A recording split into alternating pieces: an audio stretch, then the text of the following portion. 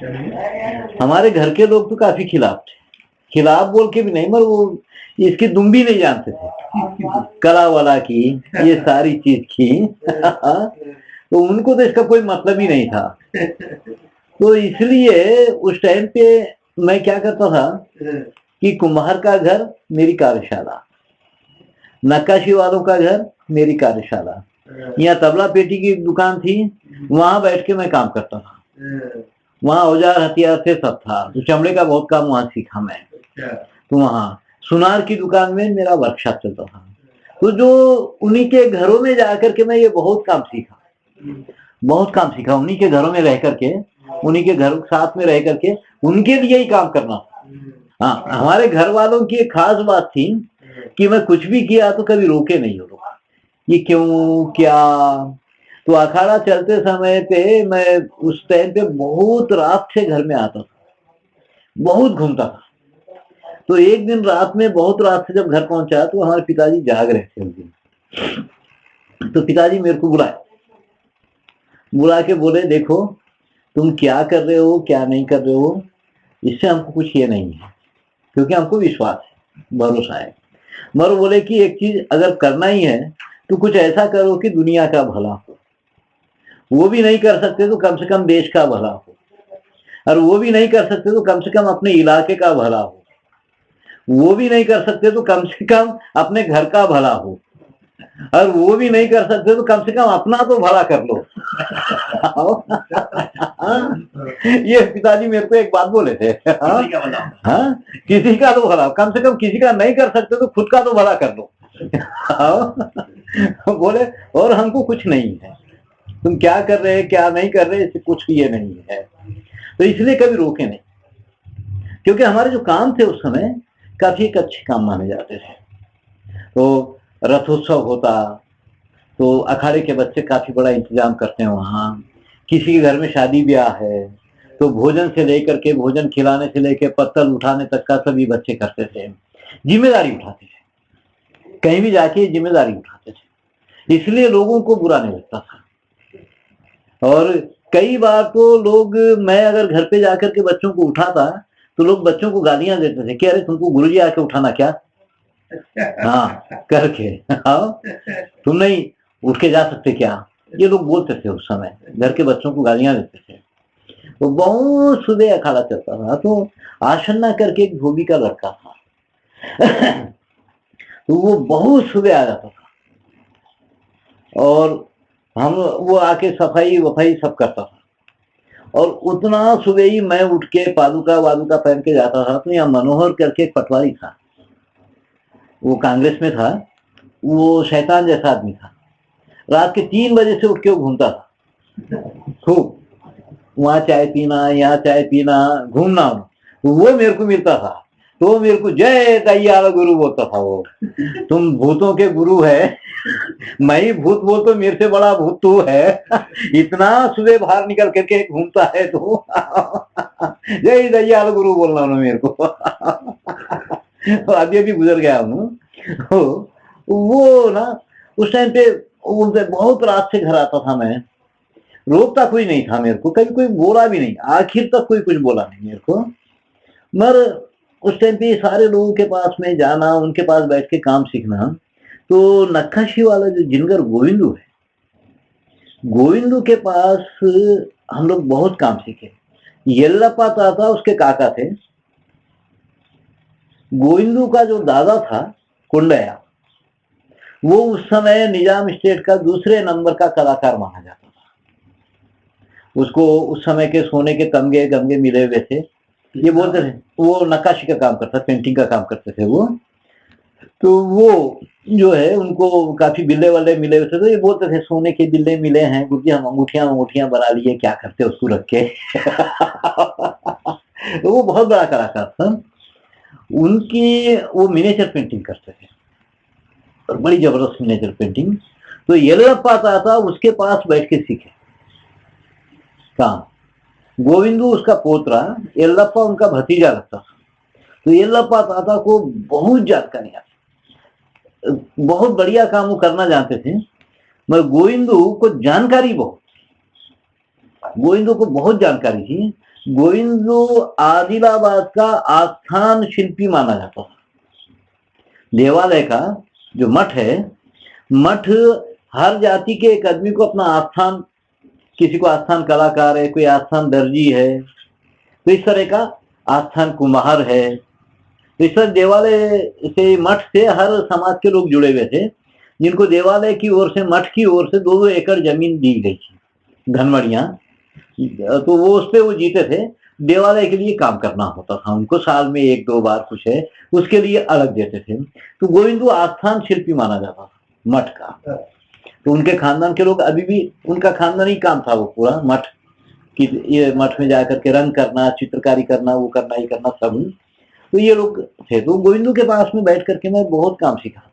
तो गोविंदू एक दिन बोला मेरे को, गुरुजी तुम्हारे को कागज बनाना बताऊं, कैसे कागज बनता है? मैं बताओ। तो ये मिट्टी में, ये इसमें काम करने के लिए कागज भिगाते थे। ये कागज रगड़ करके बहुत पल्प जैसा बनाया, पल्प बना के आटा छानने की छाननी रहती ना, उससे कागज बना करके बताया। वो पहली बार कागज बनाना, हैंडमेड पेपर बनाना, उसके बाद देखा मैं। और वो बहुत भांति भांति के, वहां इतनी जातियों के लोगों से परिचय होता था कि गोविंदू के पास में हर भिक्षावृत्ति वाले लोग वहां आते थे। और गोविंदू के घर में एक जवारी का थैला रहता था दरवाजे के पास। उस समय पे यहाँ हर एक घर के पास में, घर के दरवाजे के पास एक जवारी का थैला रहता था।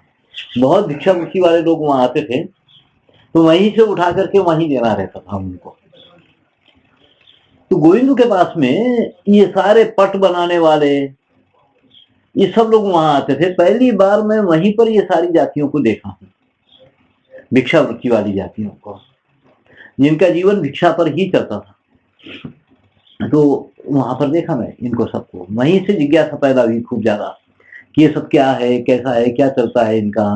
तो एक एक के पास 40-40 हाथ लंबी पेंटिंगें होती थी, पट होते थे, खिलौने होते थे। तो वहां पर मैं ये पहली बार देखा। मगर बात ये है कि येल्लप्पा ताता को, ताता से काम सीखने के लिए हमको 5-6 साल मेरे को बहुत मेहनत करना पड़ा। रोज उनके पास में जाना, कई बार वो गालियां देके भगा डालते थे, क्या क्या सीखना है, ये सब बेकार काम ही होती है। तो एक दिन क्या किया, मैं एक पत्थर की मूर्ति बनाया। पत्थर की मूर्ति बना करके इनको बुलाने के लिए गया, दिखाऊं करके इनको। तो रास्ते में गोविंदू और येल्लप्पा ताता दोनों मिल गए।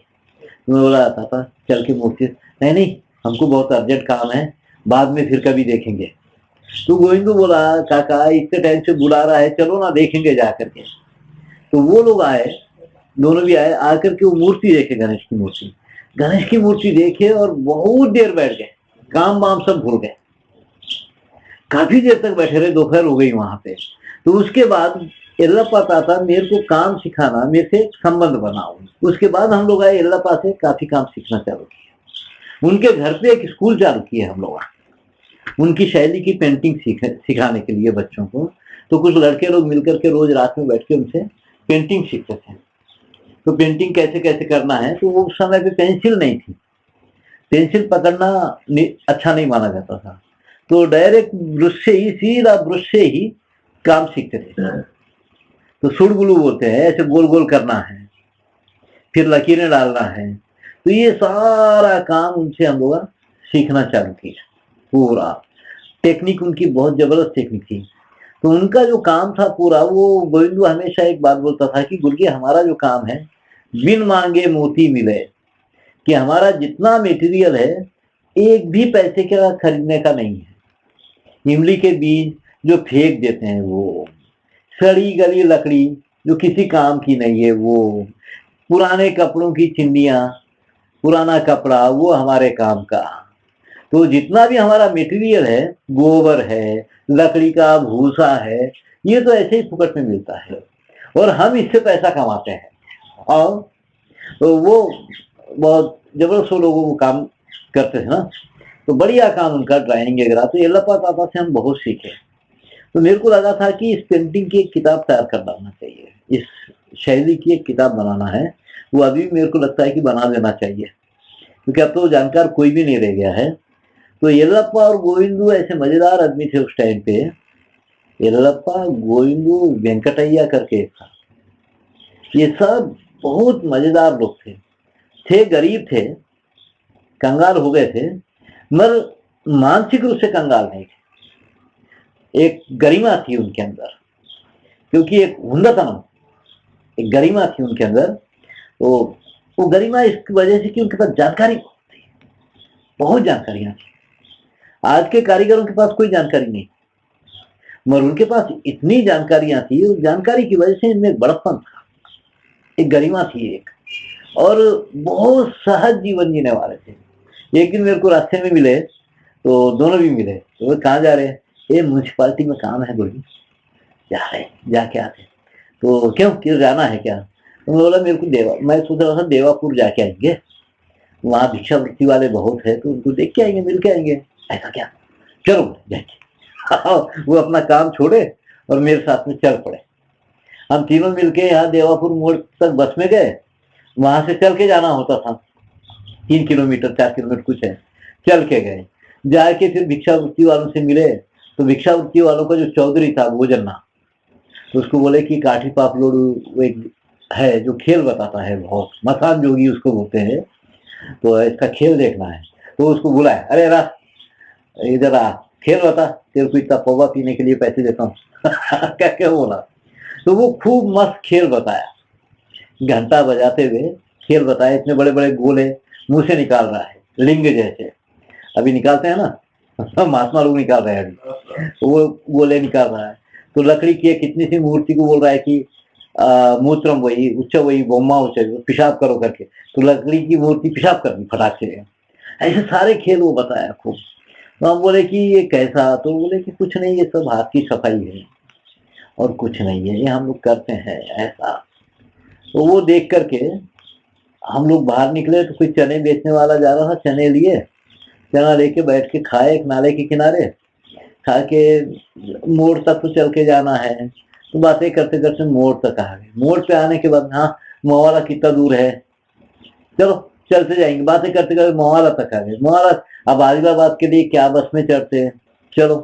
तो वो देवापुर से आगे 10 किलोमीटर है, पूरा 13 किलोमीटर, तो चलते चलते आ गए पूरा। रास्ते भर में बहुत बातचीत। एक दिन उनके साथ में जा रहे कि चलो कहीं पत्थर देख के आएंगे, तो यहाँ अंदुकला गुट्टा है। तो हम तीनों बातें करते जा रहे, वैसे सर नीचे करके बातें करते जा रहे, तो सामने एक बहुत बड़ा सांप था। सांप देखा, गोविंदू देख के हाथ पकड़ के रोका, गुरु जी बहुत बड़ा सांप है यहाँ। तो वो सांप पड़ा हुआ था। तो हम लोग खड़े हो गए। तो इतने में लकड़ी के लिए जाने वाली औरतें आई, जंगल में जा रही थी लकड़ी लाने के लिए। तो वो औरतें भी खड़ी हो गई, अरे सांप है करके। तो औरतें एक पत्थर उठा के सब फेंकी, ठीक है, तो सांप हिला नहीं, मरा हुआ सांप है करके, और तो उसके बाद उससे निकल गई आराम से। उसके बाद हम लोग अभी निकले। तो वहां जाकर के बैठ के, ये जो वंडर लोग होते हैं, वंडरों से मेरे को ये पत्थरों की जो छेनी जो तैयार की जाती है ना, उसको जो टेम्पर दिया जाता है, पानी दिया जाता है, वो सीखना था। तो फिर वंडरों के पास बैठ के खूब बातें करके, और वो छेनियाँ कैसे बनती है, क्या बनती है, टेम्पर क्या इसमें देते हैं, कैसा कैसा देते हैं। तो टेम्पर देने के बहुत ढंग है, वो मैं फिर बाद में बताऊंगा कभी, कैसे कैसे दिया जाता है, पानी कैसे चढ़ाया जाता है, सारी चीज़ों को। तो वो वंडरों के पास में सीखे। इससे मैं तो हर तरह के लोगों के पास में रहा, उन्हीं के पास में बैठ के वो काम सीखा पूरा। मगर ये इतने मजेदार लोग थे, इनमें घटियापन कहीं नहीं था, कहीं घटियापन नहीं था। तो कई बार इनके साथ में कहीं काम चल रहा है, तो मैं भी ऊपर चढ़ करके काम करता था, साथ साथ में हम लोग काम करते थे वहां पर। और वेंकटैया तो ऐसा आदमी था कि ये काम मेरे को नहीं आता है करके नहीं, उसके मुंह से नहीं निकलता था, हर काम वो करता था। वो सोने का काम भी करता था, वो पित्तल की ढलाई का काम भी करता था, वो मशीन अगर खराब हो जाए तो मशीन वशीन भी दुरुस्त करता था वो। तो वो लोगों में इतनी बड़ी ताकत थी कि किसी चीज के लिए वो लोग रुक नहीं जाते थे। एक बार हम लोग ढलाई कर रहे थे, तो वो ब्लोअर होता है ना पंखा, उसके अंदर की पत्तियां टूट गई, तो वो हवा नहीं दे रहा है। तो ये झट इधर आ रहे, अब क्या करेंगे। तो झट इतना लाया, एक लोहे का टीन का टुकड़ा लाया, वो पट्टियां बनाया, उसको जोड़ के पंखा चालू कर दिया। तो वो हर चीज वो लोग कर लेते थे। ने कांच के ऊपर भी नाम ठोक लेता था वो। बल्ब होते ना, बल्ब के ऊपर भी नाम ठोक के देता था वो। ऐसा वो तो ऐसा था कि ये काम मेरे को नहीं आता है कि बात ही नहीं थी। मतलब खूब दारू वारू पीते थे ये सब लोग। तो हम लोग इनका इतना मान करते थे, तो बोलते थे कि गुरुजी तुम लोगों के पास में आके हमको दिक्कत हो जाती है। तुम लोग इतना मान करते हो, हम यहाँ आके दारू नहीं पी सकते, बोलते थे बेटे। हम लोग रोकते नहीं थे, तुमको पीना है पियो ना तुम लोग, हमको उससे थोड़ी लेना देना है। हमको तो तुम्हारे पास जो विद्या है, जो काम है, वो महत्वशाली है। तो उस समय ये था कि मैं साइकिल लेकर के निकलता था। लच्छी राम करके एक था, वो आटे की चक्की थी उसकी, तो वो उसको बोलता मैं लच्छी राम कहीं जाएंगे, वो तो झट तैयार हो जाता था। आटे की चक्की में किसी का इंतजाम करता था, साइकिल पर हम लोग निकल जाते थे। तो रोटी हमेशा साथ में रखते थे खाने की, क्योंकि कम से कम 20 किलोमीटर चले जाते थे। मगर जिस रास्ते से गए उस रास्ते से लौट के नहीं आते थे, फिर दूसरा रास्ता पकड़ना है। तो एक बार हम लोग यापनगुड़ा एक गांव है, वहां चले गए। वहां से लौटते समय बोलो लच्छीराम हम इधर से जाएंगे, चिट्टाल बोरी होते हुए जाएंगे। चलो चिट्टाल बोरी जाएंगे। तो उधर से कचकंटी होते हुए चिट्टाल बोरी चले गए। तो चिट्टाल बोरी इसलिए जाना था मेरे को कि बहुत टाइम से जिज्ञासा थी वहां जाने की। मगर एक बार ये कचकंटी गांव का एक गट्टैया करके था, जो हमारे घर में दूध डालता था। तो गट्टैया हमको जब ये जवारी होती है ना, जवारी के जब भुट्टे हो जाते हैं तो उसको भून के खिलाते हैं, या पिस्कुलू बोलते हैं। तो वो खिलाने के लिए लेके जाता था। जिनके खेती बाड़ी नहीं थी, तो उनके दूध वाले लोग बैलगाड़ी लेकर के आके परिवार को लेके जाते थे। उनके खेत में सारा दिन रख के पिस्कुल भुट्टा खिलाना है, खाना खिलाना है, ये सब चलता था। तो एक बार वो पिस्कुल खाने गए जब, तो मैं बोला गट्टैया ये मेरे को चिट्टाल बोरी जाना है, बोल तो वो टाल दिया। नहीं नहीं गुरुजी, वहां सब दूध दारू पी के रहते हैं, अभी गए तो तुम्हारे को भी पकड़ के दारू पिला देंगे, इसलिए नहीं जाना है करके बोला। तो उस समय तो नहीं गया। मगर उस दिन लच्छीराम के साथ में बोला कि लच्छीराम चलो जाएंगे आज चटकंटी। जब वहां चिट्टाल बोरी जब घुसे तो वहां मिट्टी खोदी हुई थी। तो मैं बोला कि हो ना हो, या कोई ना कोई काम करने वाला तो रहना चाहिए, या तो कुम्हार होना है या कोई तो कारीगर होना है। तो हम घुसे, पूरा गांव घूमे, फिर वापिस आते में देखे तो एक घर के पास में कुछ सांचे पड़े हुए थे मिट्टी के। एक लड़का बैठा हुआ था, तो वो लड़के से बात करने लगे कि ये क्या है। तो नहीं ये सांचे है, हम पित्तल की ढलाई करते हैं, मेरा बाप नहीं है, अभी गांव को गैसो है, उन्हें आने के बाद आप उससे मिल लेना। तो वो ये सब जानकारी लेके उस दिन वापिस आ गए। और दूसरे दिन ही फिर मैं चला गया वहां पे, सुबह सुबह ही साइकिल लेकर के चिट्टाल बोरी। तो वहां दूधराम करके था, जो इसका बाप था बच्चे का। तो उससे बातचीत किया तो वो मेरे को बताया कि ढलाई वलाई कैसा कैसा करते हैं। तो फिर एक संबंध हो गया, एक परिवार जैसा संबंध उनके साथ में। उनके पास फिर बहुत काम सीखा। वहां पे पित्तल की पूरी ढलाई में उनके पास सीखा, दूधराम के पास में मोम से काम करना, ढलाई करना। ये तो वो दूधराम जो था बहुत मजेदार आदमी था। और दूधराम को कबीरदास के दोहे बहुत आते थे, खूब दोहे गाता था कबीरदास के वो। और वो जब ढलाई करता था तो उसका भाता जो चलता था, और भाते की आवाज के साथ इसका जो गाना चलता था, बहुत मजेदार था वो। बहुत दोहे, कबीर के दोहे, तुलसी के दोहे उसको बहुत याद थे। और उनका बाप था रामचंद्र, जो इतना बढ़िया कारीगर। रामचंद्र बलिष्ठ था, बहुत तकड़ा, पहलवानी किए तो था। कुमरान भीमू की लड़ाई में ये भी गया हुआ था।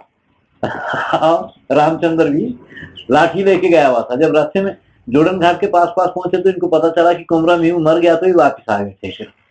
और वो काफी तकड़ा था, बलिष्ठ था, और बहुत बढ़िया कामदार था वो। एक दिन मैं उससे कुछ चीजें बनवाया, तो वो इतनी सुंदर चीजें बनी थी ढलाई में। मगर ढलाई करते समय वो तड़क गई थी, कास्टिंग वो तड़क गई थी, एकदम से फट गए थे। मगर बहुत सुंदर चीजें थी। मैं बोला काका ये मेरे को बहुत सुंदर लग रहे हैं, मैं इसको रख लेता हूँ। तो बोला गुरुजी ओझा का इज्जत जाती करके वो हथौड़ी लेके फटाफट तोड़ दिया सबको। हाँ क्या बोलेंगे, कौन बेवकूफ ओझा ये बना के दिया तुमको, करके ओझा की इज्जत जाती गुरुजी, इसलिए मैंने जो करके तू दिया, और फिर बाद में फिर दूसरी चीजें बना करके लिया वो। तो उस तरह के वो लोग थे पूरे ना, कि बहुत मस्त। और वो जो था कभी कभी बाइबल पढ़ता था, फादर लोग जाके बाइबल दे दिए थे तो बाइबल पढ़ता था, गीता पढ़ता था रामचंद्र, और बड़ा बलिष्ठ था। तो बहुत बुजुर्ग हो गया, बुढ़ा हो गया, एक आंख से दिखता नहीं था उसको, तो बाइबल भी पढ़ना, वो भी करना, ये भी करना।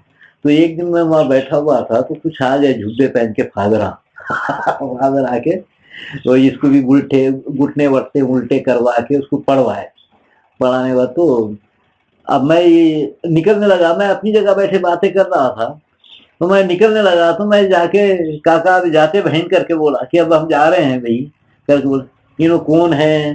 तो ये लोग बोले ये हमारा आदमी है। क्या काम करता? हमारे जैसा ही काम करता, तो यही ढलाई वलाई करता, मूर्तियां बनाता। बैठो बैठो बोले मेरे को भी। मैं भी बैठ गया, कपड़ा डाल के कंधे पे बैठ गया। तुम मूर्तियां बनाते क्या? काहे की मूर्ति बनाते? मैं पत्थर की मूर्ति बना, लकड़ी की मूर्ति बना, ये सब कर ले। अच्छा, उसके ऊपर बैठ के काम करते ना, चढ़ पैर में पकड़ के काम करते ना? हाँ, मैं बोला उसके ऊपर बैठ के काम करते, थूक भी देते, चलता नहीं। तो जिसके ऊपर बैठ के काम करे फिर उसकी पूजा करते ना, बोला सब लोग करते, हम भी करते पूजा। हाँ, तो उसको पूजा कर सकते क्या करके पूछा। तो मैं बोला कि भाई वो कर सकते नहीं कर सकते मालूम नहीं, हमको क्या मालूम भाई, बड़े लोगों को मालूम, हो सब करते करके हम भी कर देते हैं। तो वो मेरे को उपदेश देने लगे, खूब तकड़ा उपदेश दिए। तो मैं सुना सुना काफी देर, तो मैं धीरे से फिर बोला मैं एक प्रश्न पूछूं? हाँ पूछ पूछ बोले। मैं तुम लोग हम मत के लिए निकले या मानवता के लिए निकले, ये पूछा मैं उनसे कि तुम मत के लिए निकले हो या मानवता के लिए निकले हो? खामोश हो गए बेटे। हम तो मानव मत के लिए निकले बोलते।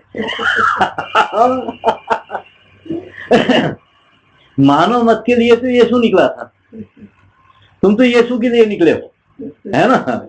और जरा चर्चा हो गई, काफी चर्चा हो जाने के बाद वो चले गए तो वो पूरे गांव के लोग मेरे को ये हवाई जहाज अड्डे तक छोड़ने आए। गुरुजी ये लोग आके रोज हमारी जान खाते थे, अब नहीं आते ये लोग। आज बच गए बोले, नहीं तो रोज जान खाते थे। तो ऐसे भी बहुत अनुभव हुए बीच में ना, भांति भांति के लोगों से। तो वो बड़ा उनका समझाने का ढंग बड़ा सुंदर, बड़ा मस्त। देखो इनका लकड़ी का देव है भीमन्ना, लकड़ी का है ना, वो क्या देता, जल नहीं जाता। मैं बोला क्या फर्क पड़ने का, इनके एक लकड़ी है, तुम्हारी दो लकड़ी है। जलाए तो वो भी जल जाती, जलाए तो ये भी जल जाता। ये एक लकड़ी है, दो से एक अच्छा मान रहे बेचारे, चलने दो ना, क्या होने का है। ये बहुत सारे ऐसी बातें ना ये। वो रामचंद्र एक रास्ते भी हम लोग काम सीखे बहुत, मगर इनके इसमें क्या चला है, वो जो हमें रामचंद्र बलिष्ठ था, पढ़ना चाहता था और बहुत अच्छा कारीगर था। दूधराम शारीरिक रूप से बलिष्ठ नहीं था, अच्छा आदमी था, पढ़ना नहीं आता। दोहे एगरा बहुत याद थे और उसको संबंध रखना आता था, रिश्ता रखना आता था दूधराम को। मगर दूधराम का जो बेटा था, न बलिष्ठ, न कामदार, न संबंध रखने वाला, इनमें उल्टा चल रहा है थोड़ा। दादा बलिष्ठ था, पढ़ता भी था, संबंध रखना आता था, बहुत अच्छा कारीगर था। उसका बेटा बलिष्ठ नहीं था, बहुत अच्छा कारीगर नहीं था, मगर अच्छा आदमी था, संबंध रखना जानता था। मगर उसके बाद उसका बेटा न तो बलिष्ठ, न कारीगर, न संबंध रखना आता था, न पढ़ना जानता था, कुछ भी नहीं। तो वो जहां में ये उल्टा चल रहा है, पूरे ये ट्राइबलों में उल्टा चला है। इनके जो दादा वादा थे वो पढ़ना वढ़ना जानते थे, उर्दू फारसी पढ़ते थे, अच्छा मुकाशी थे, मुकाशी होते हैं इनके गोंडों में, वो मस्त उस समय उर्दू पढ़ते थे। तो ये गांव का हिसाब किताब लेके आते थे पटवारी के पास, मुकाशी लोग घोड़े पे बैठ के। कई गांव के मुकाशियां होते थे, कभी भी गए तो मुकाशियों के पास जाके बैठ जाते थे। मुकाशी वो लोगों को उर्दू आती थी, उर्दू पढ़ना जानते थे। और ये मुकाशियां बड़े अच्छा ये समाज के कर्ता धर्ता लोग थे। तो गोंडों में एक पद्धति है, कि कोई किसी को चप्पल से मार दे तो चप्पल से मारने वाले को तो कुछ नहीं होता है, जो मार खाया है उसका उतारा कर, उसका मुंडन वंडन करके कुछ एक पूजा करते हैं, और वो कार्यक्रम करवाते हैं मोकाशी लोग ज्यादातर। तो हम पूछे कि ये क्या है, तो वो हमको बताया मोकाशी, एक पत्थर रखा, पत्थर को तोला, पहले उसका वजन बताया, उसके बाद उसको चप्पल से मारे, उसके बाद उसको तोला, वजन बढ़ गया उसका, फिर उसका शुद्धि किया, उसका उतारा किया, उतारा करके फिर तोड़ के बताया, फिर बराबर हो गया वजन। बोले ऐसा होता है ऐसा होता है, बोले ये उतारा जो है ये ऐसा होता है। वास्तव में क्या था कि मार खाने के बाद जो एक गुस्सा पैदा होता है, नफरत पैदा होती है, गुस्सा पैदा होता है, उसको खत्म करने का एक ढंग था। बदले की भावना नहीं होना है आदमी के अंदर, नहीं तो बदले की भावना। इस इलाके में वैर भाव नहीं रहा, बचपन से इतना घूम रहे ना हम ये इलाका, इस इलाके में वैर भाव कभी नहीं रहा। इतनी ही बड़ी लड़ाई हो जाए तो ज्यादा लंबा समय नहीं चलता यहाँ पे। दूसरी जगहों पर पीढ़ियों तक चलता है वैर, पीढ़ियों तक चलता है, यहाँ ऐसा नहीं है। यहाँ लड़ा, फाटक के बाहर जाके भूल जाता कि मैं लड़के आया। यहाँ वैर भाव नहीं, ये मात्रा वैर भाव नहीं, इसलिए लड़ाइयां यहाँ नहीं होती, आपस की लड़ाइयां, खानदानी लड़ाइयां यहाँ नहीं है कुछ भी। ये भूमि गुणा, इस इलाके में वैर भाव नहीं है, पौरुष नहीं है ऐसा मतलब नहीं है, मगर वैर भाव नहीं, लड़ेंगे जरूर। अब यहाँ आश्रम में एक बूढ़ा रहता था, उशन्ना था, तो उसकी एक औरत के साथ लड़ाई हो गई, खूब लड़ ली है, जा मैं तेरी सूरत नहीं देखती करके उन्होंने बोला, इन्हों भी बोले जा तेरी सूरत मैं नहीं देखती, तो मर जा करके उन्होंने भी गई। तो कुछ दिनों के बाद में इसको हो गया टाइफाइड, मदना बोलते हैं यहाँ पे, और उसकी मदना की दवाई वो औरत पिलाती, वो बूढ़ी पिलाती। तो जब उसको पता चला कि उशन्ना बहुत बीमार है, मरने वाला है, मदना हो गया, तो वो आई, अरे उशन्ना तेरे को ऐसा कैसा मैं मरने देती रहे, हाँ तू मर गया तो मैं किससे लड़ना करके दवाइयां ववाइयां घोट के उसको पिला करके दुरुस्त करी। फिर यहाँ फिर तू मर गया तो मैं किससे लड़ना, मेरे से लड़ने वाला कौन है करके, ऐसा स्वभाव है यहाँ का। हाँ, तो ये ना वैर भाव नहीं है यहाँ पर। इस भूमि की बहुत खास बात है, यो पता नहीं अब उसको क्या बोलेंगे। इतना एक अजीब ये है कि जैसे एक बार यहाँ से बस में बैठे हैदराबाद जाने के लिए, गुड़ी अतनूर पे जाके बस खराब हो गई। बस खराब हो गई तो उसमें और आंध्रा एगरा के लोग भी बैठे हुए थे, तो वो बस के ड्राइवर से कंडक्टर को बोल रहे कि जा करके दूसरी बस लेके आओ, हम कैसा जाना, हमारा टाइम खराब हो रहा है। यूं तो यहाँ के जो लोग बैठे, हाँ दूसरी बस रहे तो नहीं डालते थे क्या वो बस, इतनी रात को बेचारे कहाँ जाएंगे करके ये लोग बोल रहे ये लोग बोल रहे। वो बेटे ड्राइवर कंडक्टर मत तन्ना के सो गए सुबह में 7 बजे आके दूसरी बस लेके गए, 7 बजे तक वहां पड़े रहे गुड़ी अतनूर पे। अब इसको क्या बोलेंगे, इसको अच्छापन बोलेंगे या क्या बोलेंगे, इस तरह का स्वभाव है यहाँ की भूमि में ना। तो यहाँ की भूमि में वैर नहीं है, हाँ वो किसी भी लोगों के अंदर नहीं है। कुछ चीजें हैं कि ये बर्दाश्त नहीं कर सकते किसी को, वो एक अलग चीज है, बर्दाश्त नहीं कर पाएंगे किसी को, वो एक अलग है, मगर वैर नहीं। तो इसलिए इस इलाके में खानदानी लड़ाइयां वड़ाइयां कभी सुनने में नहीं आती है।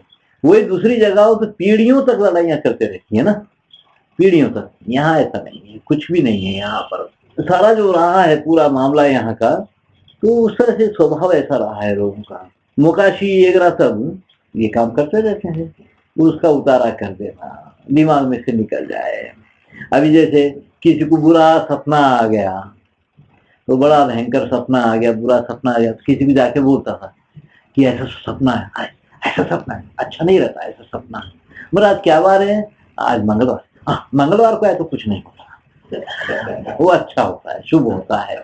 ऐसा जहाँ कहीं भी आदमी दिमागी रूप से जरा ऊपर नीचे होने वाली बात आती है, तो ऐसे बहुत सारे हमारे लोग कर डालते थे पूरा का पूरा। तो हैदराबाद जाने के पहले पहले ये सारी चीजें मैं पूरी सीख लिया था, सब कुछ मैं बहुत कुछ सीखा था, बहुत टेक्निकें सीख लिया था, सुनारों के दुकान में बैठ के भी बहुत कुछ सीखा मैं। तो वहाँ इतना सब कुछ देखने आता है, पूरी वो रसायन क्रिया है, रस क्रिया है, पूरी रसायन क्रिया है सुनारों के पास। तो वो सब काफी अच्छे से ना, सोने को शुद्ध करना, चांदी को शुद्ध करना, धातुओं को पानी बना देना, ये सब सोने चांदी को पानी बना रहे थे, बकेटों में भर के रखे रहेंगे। ये सब बड़े आसानी से ये लोग करते हैं यहाँ पर इस तरह से पूरा। और उस समय पे ये इतने लोग थे ना यहाँ पे, जिनके पास बैठ बैठ के मैं बहुत सारी चीजें समझा, देखा, मगर उसकी समझ फिर बाद में आई, मेरे को बहुत बाद में आई, मगर देखता जरूर रहा ये सारी चीजें, कला के रूप में, उसके रूप में, इसके रूप में पूरा।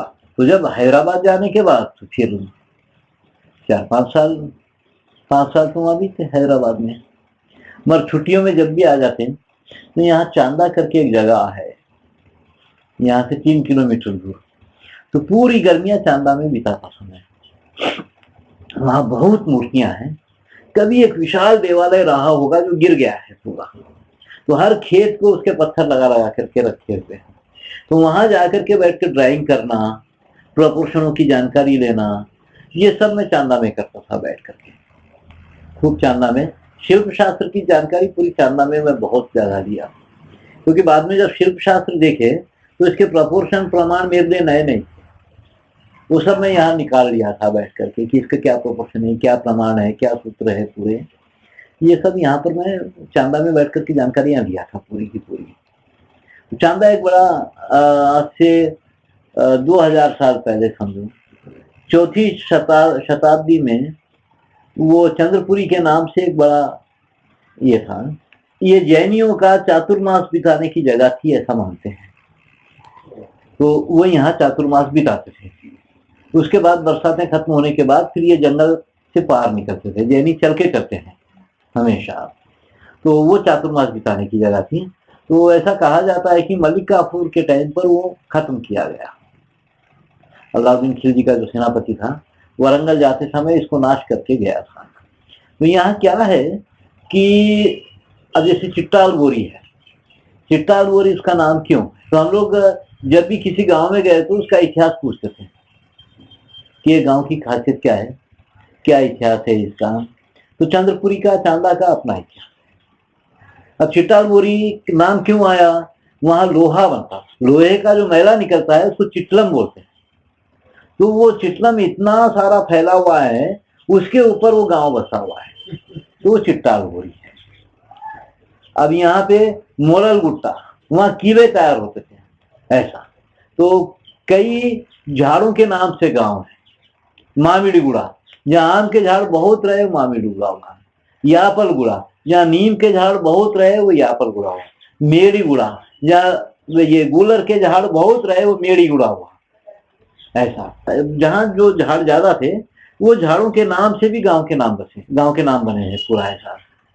पीपल धरी, ये सब जहाँ पीपल का झाड़ है, इस तरह से ना पहाड़ों के नाम से भी है। अब चंद्रपुरी है, जैनत है, ये सब। जैनत तो जैन नाथ, जैनत जो था जैन नाथ था, वहां पे तीर्थंकरों की मूर्तियां थी जैनत में। तो इस तरह से 4वीं-5वीं शताब्दी तक तो ये इलाका पूरा पक्का जैनियों का, ये जैन समाज था पूरा। 11वीं शताब्दी तक जैन रहा है समझो। उसके बाद में यहाँ शैव वैष्णव ज्यादा हुए। फिर उस समय तक यहाँ पूरा जैन समाज था। दिखाई देता है वहां के, यहाँ के मंदिर जितने भी है पूरे सब जैन मंदिर है। तो जैन मंदिरों में गर्भगृह, अर्ध मंडप और मंडप होता। तो यहाँ के सभी मंदिरों में ये चीज है।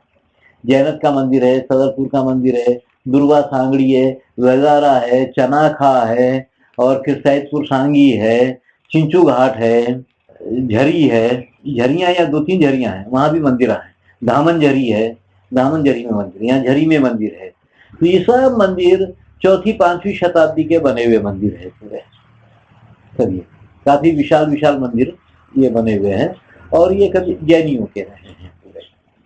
पर ज्यादातर इस इलाके के गांव पूरे 3 तरफ पहाड़ और एक तरफ नदी देख करके उसके बीच में गांव बसे हुए, वहां ये मंदिर दिखाई देते हैं हमको। उस सुरक्षा ये सारी चीजों को दृष्टि में, मंदिरों का अध्ययन उसी समय अखाड़ा वखाड़ा चलते समय किए थे। यहाँ आके चांदा में बैठ के मैं मूर्तियां बनाता था, पूरा ड्राइंग करता था, स्केचिंग करता था वहां पे हम लोग। तो ये सब उस समय वहां पे करते थे चांदा में। तो 1.5 महीना वहीं बिताता था चांदा में, गर्मियां। सुबह ही रोटी बांध के चले गए, शाम में फिर आने का वहां से। तो काफी अच्छा शिल्प कला का अध्ययन वहीं किया हुआ चांदा। हैदराबाद की पढ़ाई में तो आधुनिक पढ़ाई थी पूरी। वहां पढ़ाई में क्या था, 2 साल तो सब मिलके था। 2 साल के बाद में मैं तो स्कल्पचर ले लिया, शिल्प कला। तो उसमें ये कि स्टिल लाइफ बनाना है, लाइफ स्टडी करना है, कंपोजिशन करना है, ये सब वहां की पढ़ाइयों में। एक मॉडल को खड़ा करना है, उसका पुतला बनाना है, या कुछ चीजें रख देना है, उसको बनाना है। ये आधुनिक पढ़ाइयों का ये रहा है पूरा। तो फिर क्रिएटिव वर्क के नाम पे कुछ भी करना है, सृजनात्मक का, ये मेरा क्रिएटिव वर्क है करके बोलना है। कंपोजिशन होता था, कई चीजों को कंपोज करना है, किस सब्जेक्ट को लेकर के, किसी को लेकर, विषय को लेकर। तो हैदराबाद में जब पढ़ते समय कॉलेज में क्या होता था, जब मैं जाता था तो हमारे 3-4 लेक्चरर थे। एक तो उस्मान अहमद सिद्दीकी, मार्थन राव कुलकर्णी, यक्का यादगीर राव, शेख पीरान, ये लेक्चरर थे। सुबह में जाते ही 1 घंटा भर 1.5 घंटा भर बैठ के खूब बातें होती थी, ये सुनते थे बैठ के। खूब बातें होने के बाद में फिर काम चालू, फिर काम वाम करते थे ऐसा। दोपहर का खाना उस्मान साहब और कुलकर्णी साहब दोनों लाते थे हमारे लिए। हैदराबाद में पढ़ते थे तो सुबह घर पे अब कौन खाना वाना पकाना। तो चिक्कड़पल्ली में एक वेंकटेश्वर मंदिर है, तो उस वेंकटेश्वर मंदिर में जाता था मैं, खूब घंटा बजाता था। आरती के टाइम में घंटा बजाना है, तो वो पुजारियां वगैरह बहुत दिन तक देखने के बाद फिर हो जाता ना भाई, तो वो मेरे को खूब जबरदस्त प्रसाद देते थे। वो नाश्ता हो जाता था। दर्जो जन्म, फुलियोहारा या चना, बड़ा तकड़ा रहता है वो प्रसाद। तो वो प्रसाद मेरे को खूब तकड़ा देते थे वो लोग, अच्छा पत्तल में। वो प्रसाद खाए, चले कॉलेज को। दोपहर का खाना तो इनके साथ हो ही जाता था, ये लोग लेके आते थे। कभी उस्मान साहब अंडा वंडा लाए तो बाजू में बैठ जाते थे कि आज तुम्हारा खाना नहीं है शर्मा साहब करके, कुलकर्णी साहब के पास खाइए आप। ऐसे वहां हैदराबाद में बड़ा अच्छा निकला। तो हैदराबाद में क्या था, कॉलेज से निकलते थे तो जब वो पहाड़ के ऊपर वेंकटेश्वर मंदिर बन रहा, तो उसके पूरे कारीगर राजस्थान से आए, और वो संगमरमर का, मार्बल का बिरला मंदिर। तो वो संगमरमर इस इलाके का तो नहीं है पत्थर, वो काम कब सीखेंगे करके मैं वहां जाता था। वहां जाके एक बुजुर्ग कारीगर से परिचय कर लिया था। मैं जाते ही वो छेनी हथौड़ी देता था मेरे को, मैं काम करता था खूब 1-2 घंटे, खूब पत्थर की छिलाई करना। क्योंकि संगमरमर छीलना अलग है, ग्रेनाइट को छीलना अलग है। दोनों की छेनी का, हथौड़ी का, सब कुछ अलग है एकदम। क्योंकि इसमें सीधी मार मार्बल में कभी नहीं पड़ सकती, इसमें सब तिरछा चलता है। और इसकी जो हथौड़ी होती है, हथौड़ी के अंदर शीशा भरा हुआ, शीश भरा हुआ होता है कि उसमें छेदा करके शीश भरते हैं। क्योंकि उस पर बहुत जोर की मार नहीं पड़ना है, मार नहीं पड़ना है। क्योंकि उसकी मार अगर सीधा अंदर तक जाती है तो उसको फिर कितना भी पॉलिश करो वो मार दिखाई देती रहती है, वो खत्म नहीं होती है। तो उसकी हथौड़ी में शीशा भरा हुआ रहता है, बड़ी बड़ी हथौड़ी है पर शीश भरा हुआ रहता है, उससे चलता है, बहुत जोर की मार नहीं पड़ती। तो वहां पे वो काम सीखता था मैं, काफी काम करने का। वहां से फिर चल के आना, लिबर्टी के पास में अमेरिका को जाने के लिए एक मंदिर बन रहा था। तो वहां पे तमिलनाडु से काफी कारीगर लोग आए हुए थे जो ग्रेनाइट पे काम कर रहे थे। ग्रेनाइट बहुत कठोर पत्थर होता है। तो यहाँ आने के बाद में एक पिरमालू करके था, उससे परिचय हो गया था। उसको तेलुगु हिंदी तो आती नहीं थी मगर दोस्ताना जरूर था। परिचय हो गया था उससे। परिचय तो तमिलनाडु में, महाबलीपुरम में ही हुआ था, मगर वो यहाँ काम के लिए आया तो मेरे को देख के पहचान लिया। तो फिर उसके पास जा करके 1 घंटा 2 घंटा फिर वहां काम करता था मैं, ग्रेनाइट का। दोनों पत्थर एकदम विपरीत, वहां एक तरह का काम, यहाँ एक तरह का, ग्रेनाइट का काम भी करता था। फिर वहां से आकर के चिक्कड़पल्ली चल के आना। कई बार संस्कृत सीखने के लिए जाता था मैं, यूनिवर्सिटी के रास्ते पे सुरभि करके एक जगह थी, तो वहां जाता था मैं संस्कृत पढ़ने के लिए। वो होली के दिन बेटे परीक्षा रखे, संस्कृत वाले। काय की परीक्षा वीक्षा, त्योहार को भी परीक्षा रखते करके मैं गया नहीं, फिर गया ही नहीं फिर वहां पे। वो रह गई संस्कृत। मैं त्योहार नहीं देखते, मठी नहीं देखते, होली के दिन भी कोई परीक्षा रखता क्या? या होली खेलेंगे परीक्षा देंगे? करके मैं लड़ झगड़ के आ गया वहां से। तो वो परीक्षा नहीं दिया था मैं। मेरे को संस्कृत सीख लेना करके था काफी, क्योंकि शिल्प शास्त्र वगैरह पूरे संस्कृत में है। हर सारी चीज संस्कृत में है। संस्कृत के हमारे कितने ग्रंथ हैं मालूम है तुमको? कितने ग्रंथ हैं हमारे पास? 40,000 ग्रंथ है। तंजौर लाइब्रेरी में तकरीबन कुछ है ग्रंथ, 35-40,000 ग्रंथ वहाँ है। मूल लिपियां पड़ी हुई है वहां पे, है वहां पे। अभी गया था मगर वो देखने नहीं देते हैं, बाहर से देखने हाथ नहीं लगाने देते हैं उसके। फिर ये लोग भी उसका अनुवाद नहीं, जिराक्स नहीं, कुछ भी नहीं कर रहे हैं। ऐसे ही पड़े पड़े वो खत्म हो जाएंगे पूरे के पूरे। माइक्रोचिप वगैरह पे भी नहीं रखा गया? नहीं किए हैं, नहीं कर रहे हैं, और किसी को करने भी नहीं देते। ये बहुत बुरी आदत है अपने पास, किसी को करने भी नहीं देते। वो ऐसे ही नाश होंगे पूरे के पूरे। अब ये इतने 40,000 ग्रंथ है, ये आध्यात्म के ग्रंथ तो नहीं होंगे ना पूरे? खाली अध्यात्म के ग्रंथ या ब्राह्मणों के ग्रंथ तो नहीं होंगे ना? तो उसमें तो बहुत शास्त्र है पूरे, क्योंकि अपने पास में महावत शास्त्र भी है। हाथी का भी शास्त्र है पूरा। महावत लोग भी अपना शास्त्र बना के रखे थे कि हाथी को कैसे चलाना है, हाथी को कैसे वश में करना है, हाथी की बीमारियां क्या होती है, क्या इलाज करना है, हाथियां किस तरह की भाषा समझते हैं, ये सारा उसमें बहुत गहराई से लिखा हुआ है। तो मेरे को ये अनुमान आता है कि हर कारीगरों का भी ऐसा शास्त्र होना चाहिए, तो वो निकालना कभी कोई कहीं से बैठ करके। तो इसलिए संस्कृत सीखना करके बहुत था। तो वो संस्कृत सीखे तो तमिल में तो संस्कृत में लिखी जाती है, तो तमिल के लोग संस्कृत लिखने के लिए ग्रंथ लिपि अलग बनाए हैं। तो जिस आचार्य के पास में संस्कृत सीख रहा था तो उन्होंने बोला कि संस्कृत सीखने से ही कुछ नहीं होगा, तुमको ग्रंथ लिपि भी सीखना पड़ेगा, क्योंकि वो जितने ग्रंथ है वो अलग लिपि में लिखे हुए इस तरह से।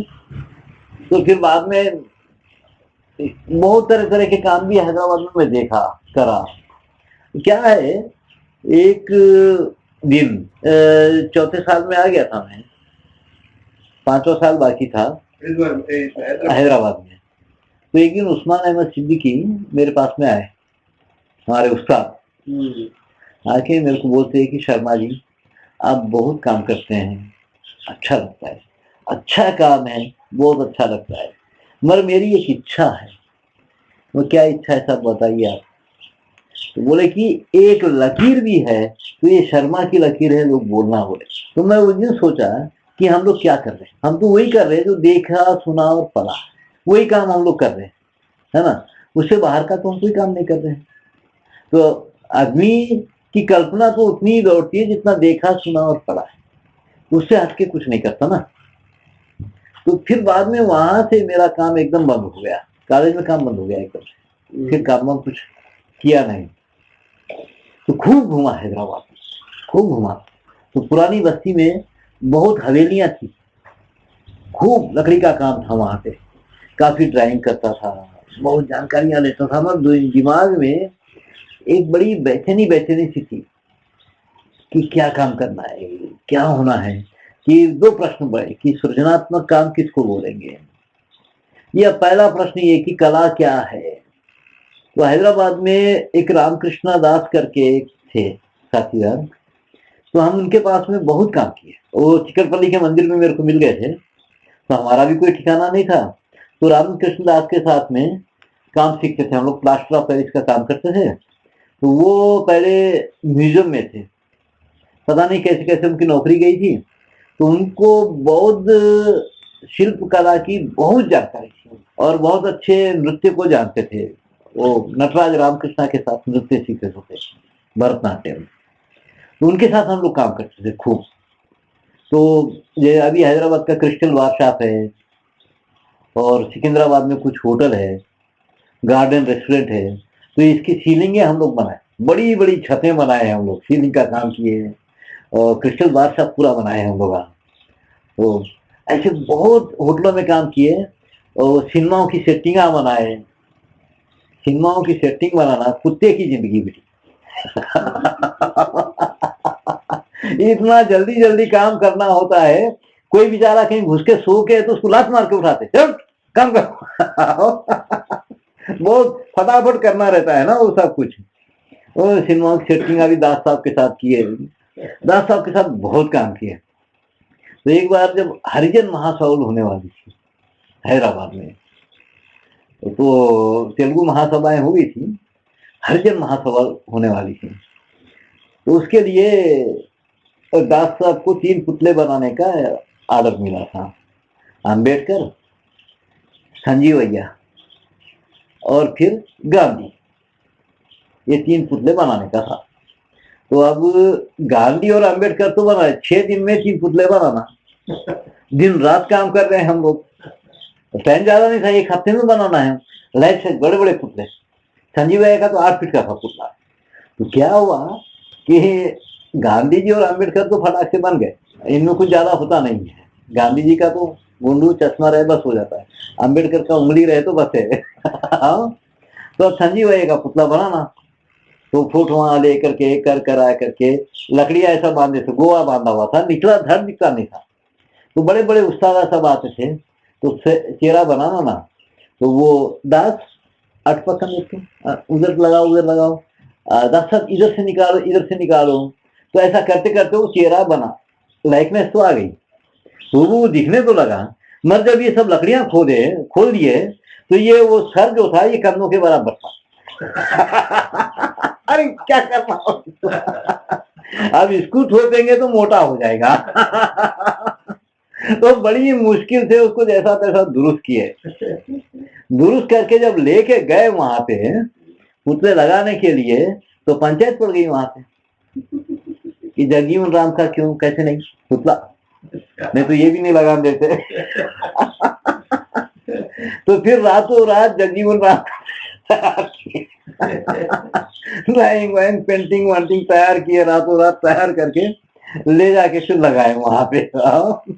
तो इस तरह के बहुत काम हम लोग किए ना, खूब उटपटांग काम। ये जब रॉयल सिनेमा हॉल बन रहा था, तो उसमें हमारे शेख पीरा साहब मूर्तियों का ऑर्डर ले लिए थे, तो हम लोग भी जाते काम करने के लिए। तो ऐसे वो बहुत ऊंचे मूर्तियां बन रही है, तो वहां ऊपर चढ़ के गोवा पे काम करना, तो हम लोगों को आदत तो नहीं, तो हम लोग भी चढ़ के काम करते थे, मगर पीछे हट के देखना ना।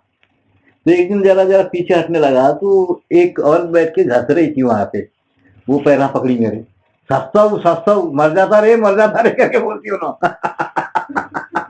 तो जब मैं नीचे देखा, तो वो हाल में लगाने के लिए जो कुर्सियां रखी हुई थी, वो सब कुर्सियां ऐसे रखी हुई थी, उल्टी करके उसके ऐसे तेज किनारे ऊपर से। अरे बाप रे, गिरता तो इससे गिरता उठा, ये सब कैसे घुसते थे के अंदर शरीर के। इतनी जान घबरा गई, उसके बाद नहीं चढ़ा फिर मैं ऊपर। क्योंकि उसके आदत होना पड़ता। ये खूब का बद्री विशाल पित्ती की बेटी की शादी थी, तो दास साहब ऑर्डर पकड़ लिए सजावट का, तो खूब फूलों से सजावट करना, तो पूरा स्टेज सब फूलों से बनाने का किए हम लोग। काफी काम किए, ये सब बहुत भांति भांति के काम किए। तो मेरे दिमाग में मात्र यही एक चलता था कि कला क्या है और सृजनात्मक क्या है, क्रिएटिव वर्क किसको बोलेंगे।